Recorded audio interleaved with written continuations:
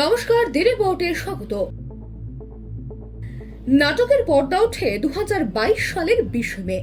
2016 সালের এসএসসি পরীক্ষায় উত্তীর্ণ হয়ে চাকরি পাওয়া অঙ্কিতা অধিকারী, যিনি রাজ্যের শিক্ষা দপ্তরের প্রাক্তন উপমন্ত্রী পরেশ চন্দ্র অধিকারীর কন্যাও বটে।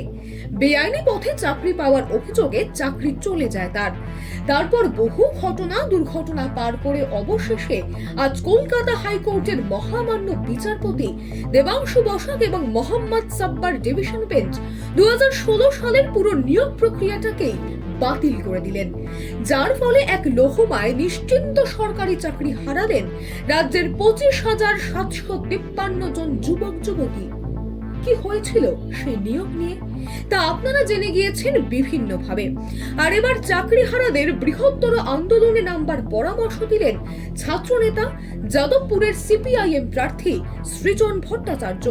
তিনি বলেন, যারা এই অন্যায় প্রক্রিয়ার শিকার হয়ে চাকরি হারালেন তারা চলুন, যে বা যারা টাকা নিয়ে তাদের চাকরি দিয়েছিল তাদের বাড়ি বাড়ি ফেরত চান উৎকর্ষের টাকা। দরকারে সৃজনেরা দল বেঁধে তাদের সাথে যাবেন। এই অন্যায়ের শেষ দেখা দরকার, কারণ যাদের চাকরি খোয়া গেল তারা তো পরিস্থিতির শিকার মাত্র। যারা টাকার বিনিময়ে এই সরকারি চাকরিগুলি বিক্রি করেছিল তাদের প্রকাশ্যে এনে শাস্তি দেওয়া দরকার। এসএসসি মামলার রায় বেরিয়েছে, অত্যন্ত গুরুত্বপূর্ণ রায়। ভোটের মুখে এক ধাক্কায় 23-24 হাজার শিক্ষক পদ বাতিল হয়ে গেল। চাল আর কাঁকড় আলাদা করতে পারেনি হাইকোর্ট। তৃণমূলের দুর্নীতির সৌজন্যে যোগ্য চাকরি প্রার্থীরা মার খেয়ে গেলেন।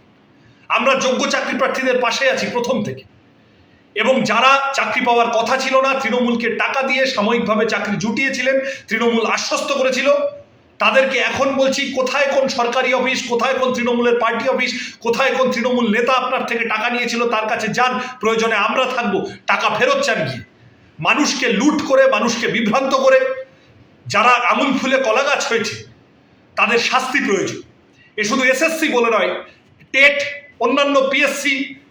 যাদবপুরের তৃণমূল প্রার্থী টেটে নাম জড়িয়েছিল, কেন্দ্রীয় তদন্তকারী সংস্থা একবার ডাকলো গেলেন, পরের বার ডাকলো গেলেন না, কেউ কিছু বলল না।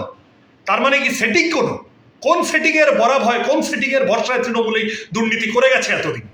আমরা এগুলোর জবাব চাই, দুর্নীতিগ্রস্তদের শাস্তি চাই। যারা যারা চাকরি চুরিতে নাম জড়িয়েছে হয় জেলে যাবে, নয় বিজেপিতে যাবে। বিজেপিতে গিয়ে পার পাবে না, জেলে পাঠানোর জন্য লাল ঝান্ডা আছে। ব্যুরো রিপোর্ট, কলকাতা দি রিপোর্ট। এই খবরটি আপনাদের কেমন লাগলো, আপনাদের কি মতামত আমাদের অবশ্যই কমেন্ট করে জানাবেন, এবং এর পরবর্তী বিভিন্ন আপডেটের জন্য আমাদের চ্যানেলটিকে সাবস্ক্রাইব করুন। বেল আইকন বাটন প্রেস করতে একেবারে ভুলবেন না। আপনাদের একটা সাবস্ক্রিপশনও আমাদের জন্য অত্যন্ত মূল্যবান। সকলে ভীষণ ভালো থাকবেন, দেখতে থাকবেন। জয় হিন্দ।